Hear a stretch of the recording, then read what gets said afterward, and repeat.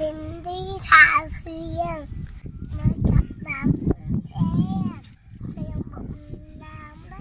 Mình đến với sông thả đây thuyền đục lên trời nhật cả tăng. Các bạn xem có đẹp không nào? Đẹp nhỉ? Thuyền này bằng giấy liệu có thả ở trôi sông được không nhỉ? Được chứ trời. Không có hư không? Không hư hả con?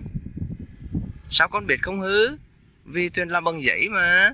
Thuyền làm bằng đã có hư chứ không? Hư chứ. Thử hà. Thôi là mời các bạn cùng xem là có hư không hề. Hư chứ. À hư chứ à. Hư nhưng mình cứ thả hề, nó con thả đi. Thảo ở bên sông này nhé. À chỗ này khó thả lắm. Mình đi qua bên này mình thả này. Đi theo bộ. Bên này. Bên này. Bên này. Bên này này, đi qua lưới này này, đi qua cái mỏm này này. Thấy không? Để con đi trước ra. Bên này, rồi. Cẩn thận kiểu té nhá. Từ từ thôi. Từ từ, nhìn đường. Rồi. Con thả xuống đi. Thì hồ cho Nó ơi, thuyền lỗ bơi được. Ông hư luôn kìa. Bắt cho yêu. Mình đừng có chạy rượt ra. Áp mình lên đó.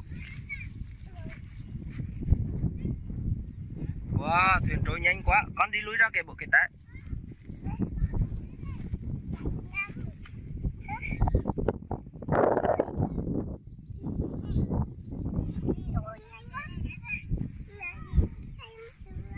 Wow, thuyền trôi nhanh quá. Có chân. Việt Nam bên nha. Chim luôn. Nạp chim đâu?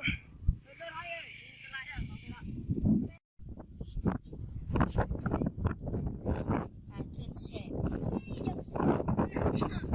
Thuyền đã ra đi.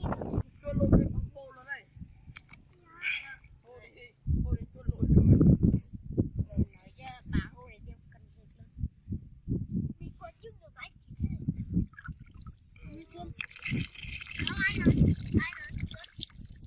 Thuyền gì đi.